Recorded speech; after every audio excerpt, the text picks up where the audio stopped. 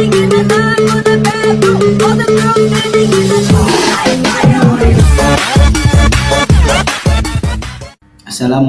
warahmatullahi wabarakatuh. Halo teman-teman, di sini saya akan menjelaskan sedikitnya tentang perkembangan Islam di masa modern.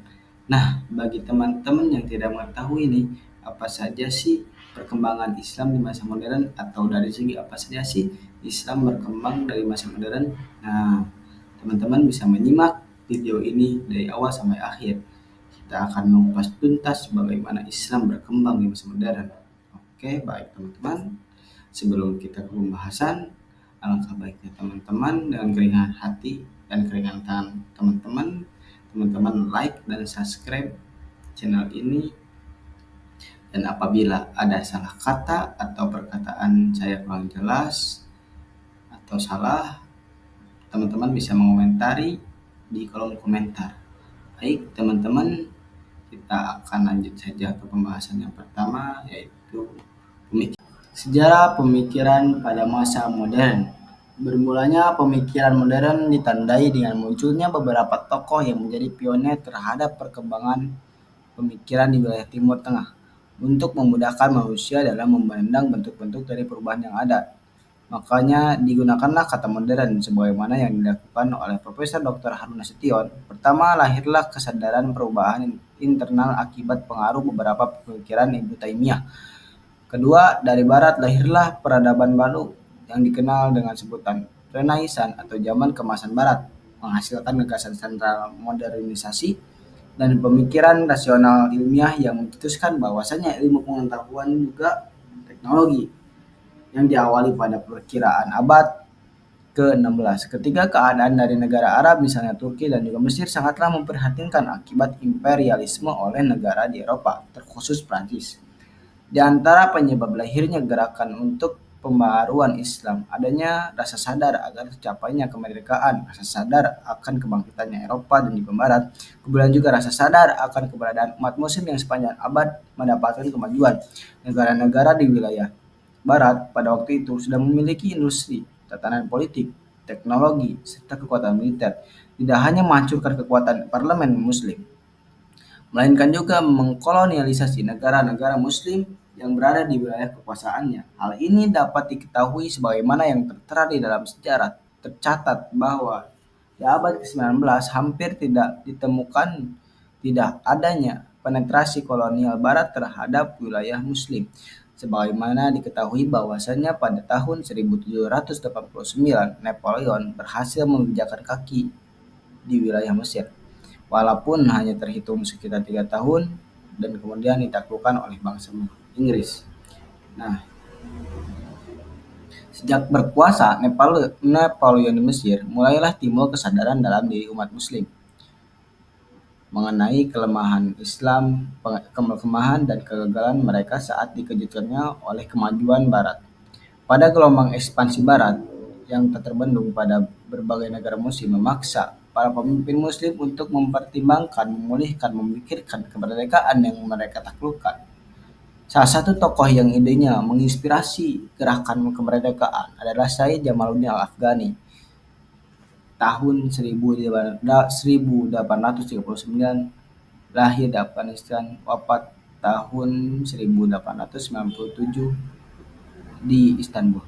Pemikiran dan gerakan yang dipromosikan oleh Afghani ini dikenal sebagai pan-Islamisme. Secara menyeluruh memiliki arti solidaritas bagi antara semua muslim di dunia. Adanya tema akan keperjuangan yang selalu dilakukan oleh Al-Afghani terhadap segala situasi ialah kesemangatan anti-kolonialisme yang diilhami oleh ajaran Islam. Terdapat dua pemikiran Islam lain yang juga menjadi pelopor lahirnya revolusi politik dalam tubuh Islam. Mereka ialah Muhammad Abduh 1849 sampai 1905 dan Rashid Ridho 1865 sampai 1935. Pemikiran Abduh dan Rashid Ridho sangat persis dilakukan dengan gurunya, yakni Al-Afghani. Melalui pengembangan pemikiran mereka lah kemudian juga Afghanistan berhasil membentuk nasionalisme yang kemudian menjalar ke Mesir. Misalnya Abduh dapat membangkitkan semangat dan sifat-sifat tersebut tidak lain adanya adalah dengan mengembalikan umat Islam kepada ajaran dari Rasulullah, sahabat tabi'in, juga para salafus soleh. Ridho menuangkan gagasan-gagasannya mengenai semangat pengembalian ajaran ini melalui tulisan-tulisannya yang kemudian terakumulasi di dalam majalah Al-Manar yang dipimpinnya. Selanjutnya, bidang-bidang perkembangan, yaitu bidang akidah. Di antara yang melahirkan pola pemikiran modern pada Islam ialah aliran yang dikenal dengan sebutan Wahabiyah. Aliran ini berpengaruh besar pada Islam yang hidup abad ke-19. Sosok pendiri dari paham ini ialah Muhammad Abdul Wahab 1703 sampai 1787 Masehi. Merupakan seorang ulama asal Najd, Saudi Arabia. Beliau menggagas pemikiran yang memiliki misi dalam upaya perbaikan kedudukannya Muslim. Juga merupakan reaksi pada kepahaman tauhid saat itu pada kalangan Muslim. Nah, abad ke-13 adalah abad di mana banyak sekali umat Islam yang paham agamanya bercampur dengan ajaran-ajaran tarekat yang sejak saat itu menyebar luas ke wilayah Islam. Banyak di antara kaum muslim pengikut ajaran tarekat yang justru malah melakukan hal-hal yang menurut Syekh Muhammad Abdul Wahab merupakan bentuk dari penyimpangan akidah seperti permintaan hajat kepada makam leluhur. Perbuatan seperti ini dinilai syirik oleh Syekh Muhammad Abdul Wahab. Nah, adapun berbagai pemikiran dari Muhammad Abdul Wahab yang berpengaruh terhadap perkembangan pemikiran abad ke-19 di antaranya Al-Quran. Satu, Al-Quran dan hadis saja yang menjadi sumber asli ajaran Islam. Dua, taklid terhadap ulama tidak dibenarkan. Tiga, pintu ijtihad selalu terbuka. Nah, Muhammad Abdul Wahab ini ialah sosok pemimpin yang dikenal aktif dalam meyakinkan seorang pada pemikirannya. Ia pun mendapatkan dorongan pada Muhammad Ibnu Saud, juga putranya Abdul Aziz di Najd, dengan pemikirannya yang sangat luas menjadikan pengikutnya bertambah banyak sampai menjadi mayoritas di Riyadh pada tahun 1773 dan tahun 1787 ia wafat, namun ajarannya tetaplah bertahan sampai membentuk satu aliran yang bernama Wahabiyah. Selanjutnya, bidang ilmu pengetahuan Islam. Ilmu pengetahuan sangat memerlukan agama sebagai pondasi di dalam penyusunan kerangka pemikiran. Dengan demikian, Islam ialah agama yang menghendaki manusia untuk dapat menjalani kehidupan yang mendasarkan rasionalitas ataupun akal dan iman. Nah, teman-teman, terdapat berbagai macam ayat Al-Quran yang memberikan banyak kedudukan yang mulia pada orang-orang yang mendapatkan ilmu pengetahuan. Tidak hanya itu, Islam juga menghendaki supaya penganutnya tidak cepat merasa akan kepuasan ilmunya, dikarenakan seberapapun ilmu yang ada pada dirinya tidak akan cukup untuk mengatasi segala sesuatu persoalan yang terdapat pada dunia ini. Karena sudah tertera di dalam Quran surat Luqman ayat 27, Allah berfirman, A'udzubillahi minasyaitonirrajim. Walau annama fil ardi min syajaratin aqlamu wal bahru yamudduhu min ba'dihi sab'atu abhurim ma nafidat kalimatullah innallahal azizul hakim. Yang artinya, dan seandainya pohon-pohon di bumi menjadi pena dan lautan atau menjadi tinta, ditambahkan kepada 7 laut lagi sesudah keringnya, niscaya tidak akan habis-habisnya dituliskan kalimat Allah. Sesungguhnya Allah Maha Perkasa lagi Maha Bijaksana. Nah, pemahaman seperti ini banyak tersebar dan mendapatkan efek positif dari pemikir-pemikir Muslim. Pada tahun 650 sampai 1250 Masehi dari zaman klasik, dan 1250 sampai 1800 abad pertengahan, sampai pada abad modern 1800 dan sampai sekarang, perubahan pemikiran yang terjadi di dalam diri umat Islam menjadi awal daripada kebangkitan peradaban ilmu di dalam Islam. Peristiwa penaklukan Mesir dari bangsa Barat menjadi momentum bagi umat Islam untuk segera sadar bahwa Barat sudah memiliki peradaban yang lebih maju. Inilah sejatinya menjadi ancaman terhadap keutuhan kekuasaan umat Muslim. Adapun kemudian terdapat beberapa tokoh masyhur ilmu pengetahuan, di antaranya Jamaluddin Al-Afghani. Di antara sumbangan yang penting pada dunia Islam diberikan oleh Jamaluddin. Ia membawa gagasan yang menjadi pelopor semangat umat Islam di Turki, Mesir, dan India. Ia mengagumi kesuksesan pengetahuan Barat, walaupun ia sangatlah anti terhadap paham dan gerakan imperialisme Eropa.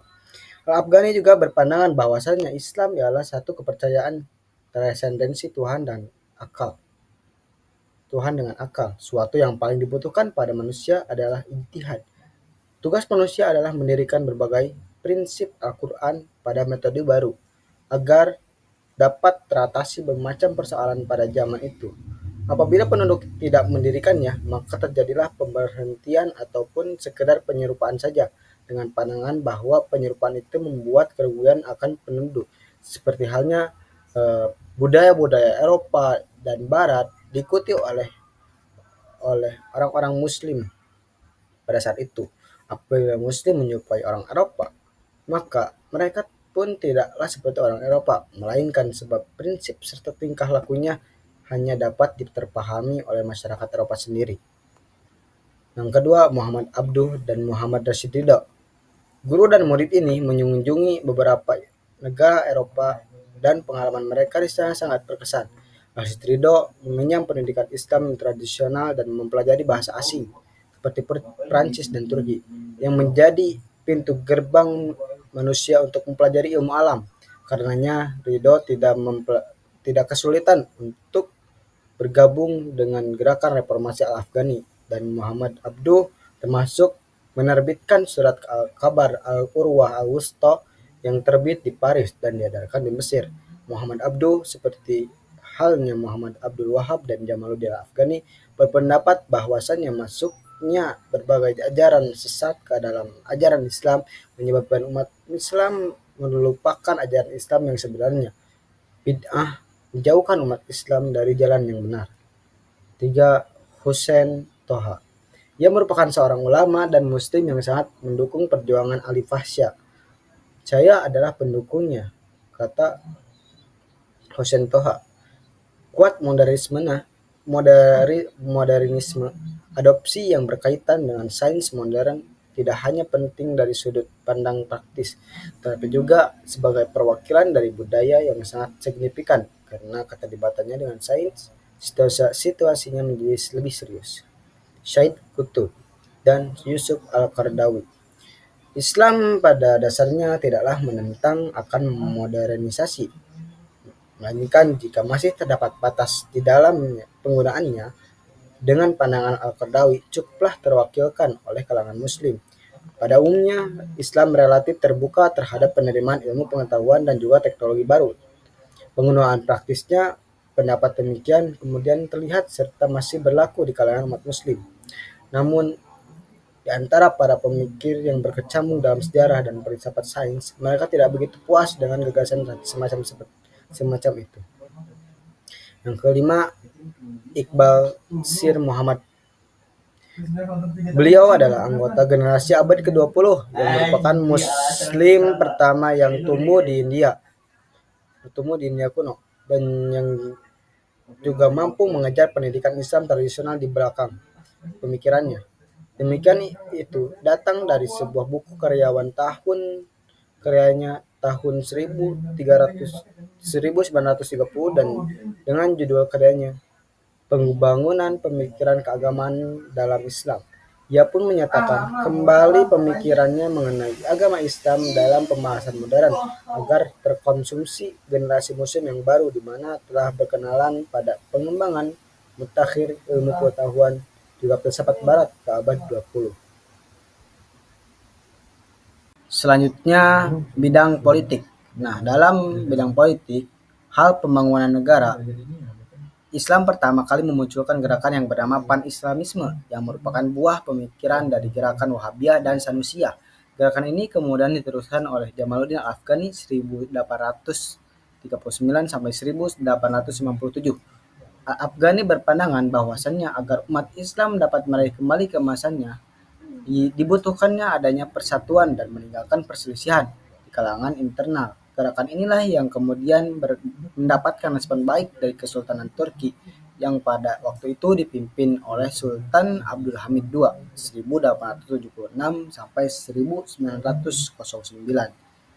Oke. Nah, selanjutnya perkembangan peradaban Islam pada masa modern.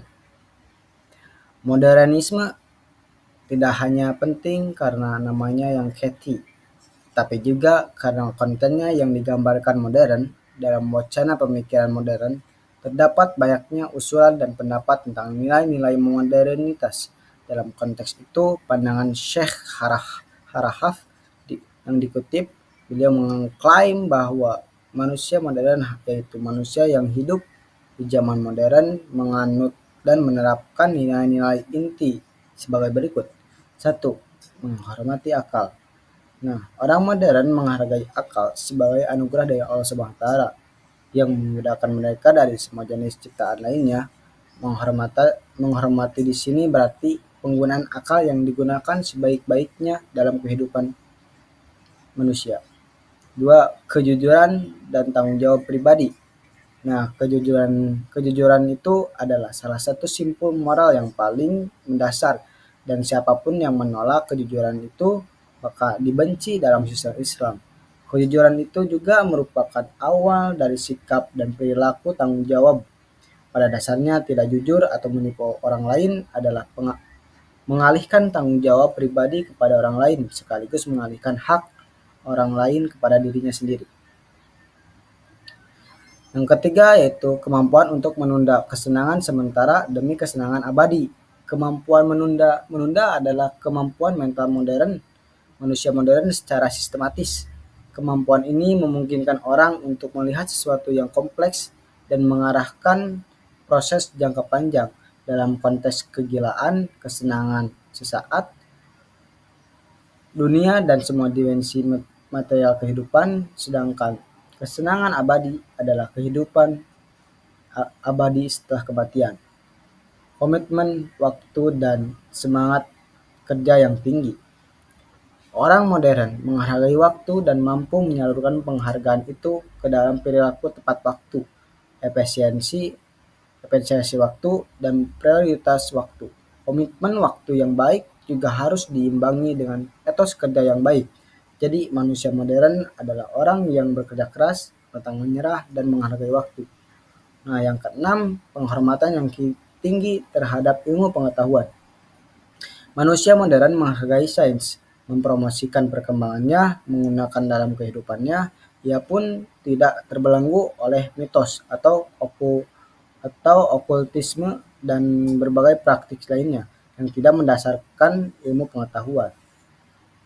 Yang ketujuh yaitu merencanakan masa depan. Orang-orang saat ini memiliki rencana untuk masa depan, planning yang sangat baik karena mereka berpikir panjang. Dia memiliki prediksi masa depan dan perannya di masa depan itu, kemudian dia bekerja keras dan metodis untuk melaksanakan rencananya. Manusia modern tidak pasif menunggu garis takdir yang akan menentukan masa depannya. Yang kedelapan, menghargai karunia dan bakat. Orang-orang saat ini menghargai bakat apapun yang kemudian berbuah menjadi sekumpulan bakat. Dia menghormati orang lain karena kompetensi dan profesionalismenya. Yang kesembilan, pertahanan moralitas. Manusia modern mencari dan menegakkan moralitas di semua tingkatan, baik pribadi maupun publik. Dia memahami bahwa moralitas adalah komponen penting dari pengasuhan dan perkembangan umat manusia. Dalam konteks keilmuan Islam, modernitas jelas berfungsi sebagai tujuan atau sumber utama dalam dua hari terakhir bulan itu. Hal ini menjelaskan dengan terus mengakui adanya perbedaan-perbedaan halus yang seiring kali sulit untuk dilihat mengenai hakikat modernitas yang dimaksud. Disebut perbedaan halus yang seringkali sulit untuk dilihat mengenai hakikat modernitas yang dimaksud. disebut sebagai modernisasi untuk menggambarkan metode yang digunakan untuk mencapai modernitas tersebut. Modernisasi dapat diposisikan sebagai tema besar sejarah Islam periode modern. Modernisasi merambah semua aspek kehidupan umat Islam tanpa kecuali. Modernisasi berlangsung di semua wilayah dunia Islam meskipun dengan intensitas dan tingkatan kemajuan yang saling berbeda. Sejarah Islam mencatat bahwa bangsa Turki telah berhasil mendirikan dua dinasti yang sangat berpengaruh dalam sejarah peradaban Islam, yaitu dinasti Saljuk dan dinasti Turki Utsmani. Ilmu pengetahuan modern inilah suatu hal yang menjadi tantangan bagi umat Islam sejak memasuki abad ke-18, terutama pada masa kedudukan Napoleon di Mesir. Pada masa itu, penjajahan bangsa Eropa dan terhadap wilayah Islam semakin merajalela hingga sampai kepada puncaknya, yaitu jatuhnya kekuasaan Turki Utsmani. Selanjutnya, perkembangan di bidang peradaban. Setelah mengalami perjalanan yang terbilang cukup panjang, umat Islam akhirnya berhasil mencetak banyak gagasan keilmuan yang berguna dalam hal pembangunan peradaban, serta memajukan keilmuan di kalangan umat muslim. Berbagai upaya yang dilakukan dengan mengembangkan beberapa disiplin ilmu seperti bidang arsitek. Nah, bidang arsitek sendiri dalam hal pembangunan, Islam sangat terkenal dengan corak atau desain bangunan yang sampai saat ini masih menjadi kebanggaan bagi umat Islam, teman-teman. Keindahan corak bangunan yang seperti terdapat pada Masjidil Haram yang terlihat sangat luas, sangat megah dan indah. Ada beberapa bangunan tua di Iran seperti Istana Nivaran dan Bayati Jahra yang dibangun sebagai bagian dari upaya perang dinasti Qatar. Nah, yang kedua di bidang sastra. Ada beberapa cendekiawan Muslim terkenal seperti Muhammad Iqbal, Mustafa Lutfi Al-Manfaluti, Muhammad Husain Haikal yang merupakan salah satu pengarang Mesir dan penulis buku Hayatul Muhammad. Nah, yang ketiga, bidang kaligrafi. Kemampuan dalam seni rupa menjadi warisan turun-temurun dalam Islam. Kaligrafi yang sering ditemui di masjid-masjid dengan beragam macam versi dan bentuk yang berbeda, dengan masing-masing memiliki makna yang tersendiri sebagai ciri khas dari karya seni yang dibuat oleh masing-masing seniman. Hasil yang saya analisis dari jurnal ini, sejarah mencatat bahwa perjalanan pemikiran dan peradaban Islam pada dasarnya merupakan sebuah usaha yang dikatakan cukup panjang dan memiliki banyak sekali mutiara kebijaksanaan apabila ditelusuri lebih jauh. Pada awalnya penyebaran agama Islam, Rasulullah Shallallahu Alaihi Wasallam bersama as-sabiqun al-awwalun lebih banyak memfokuskan usaha mereka dalam upaya memperbaiki kemerosotan akhlak yang merupakan bagian daripada poros umat manusia yang menjadi penentuan baik dan buruknya suatu tindakannya. Ketika kepemimpinan Islam berada di bawah naungan Khulafaur Rasyidin, Islam mulai mengadakan ekspansi untuk mendapatkan wilayah teritorial yang lebih luas sebagai usaha dalam menyebarkan dakwah Islam. Kemajuan Islam pada masa Khulafaur Rasyidin berpusat pada perluasan wilayah dakwah Islam. Nah, tahukah teman-teman bahwasannya Islam pernah menduduki 2/3 negara di dunia yang berada di bawah kendali umat Islam. Memasuki masa pasca Khulafaur Rasyidin atau yang bisa kita sebut periode tabi'in, umat Islam mulai berbondong-bondong mencoba memahami naskah-naskah keilmuan yang diadopsi dari wilayah dunia bagian barat. Di antaranya naskah yang dipelajari adalah filsafat, astronomi, kedokteran, dan ilmu alam lainnya. Memasuki abad modern 1800 Masehi, Islam mulai mengalami kemerosotan yang antaranya menyebabkan munculnya gerakan imperialisme dari wilayah barat yang meluluh lantahkan pusat-pusat keilmuan Islam pada waktu itu. Di samping itu, penyebab tentunya kekuasaan Islam adalah menurunnya semangat keilmuan umat Islam akibat adanya doktrin dari beberapa aliran tarikat, serta taklidisme yang berlebihan dalam memahami agama.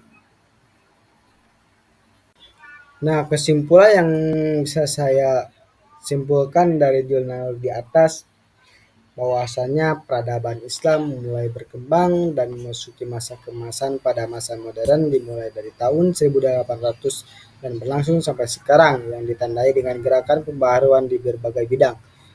Di antara tokoh-tokoh yang menjadi pergerakan dalam bidang pembaharuan Islam di antara lain Muhammad bin Abdul Wahab, Syekh Waliullah, Muhammad Ali Fahsya, At-Tawati, Jamaluddin Al-Afghani, Muhammad Abduh, Rashid Ridho, Syahid Ahmad Khan, Sultan Mahmud II.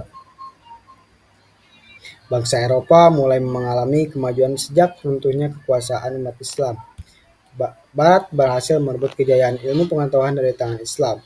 Di antara pemicu runtuhnya peradaban Islam adalah gerakan imperialisme dari Eropa yang menyerang dan mematikan perkembangan keilmuan dalam Islam.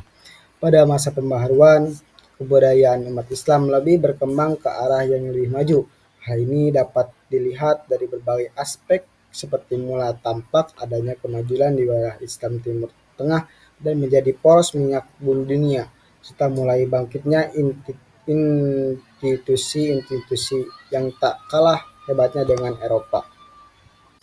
Baik teman-teman, terima kasih sudah menyimak video yang telah saya sampaikan. Semoga bermanfaat bagi kita semua. Dan mohon maaf apabila ada kata-kata yang salah dan penjelasan yang kurang memuaskan. Oh iya, teman-teman jangan lupa like, komen, subscribe channel ini. Sendiri tanpa kekasih, cukup sekian dan terima kasih. Assalamualaikum warahmatullahi wabarakatuh.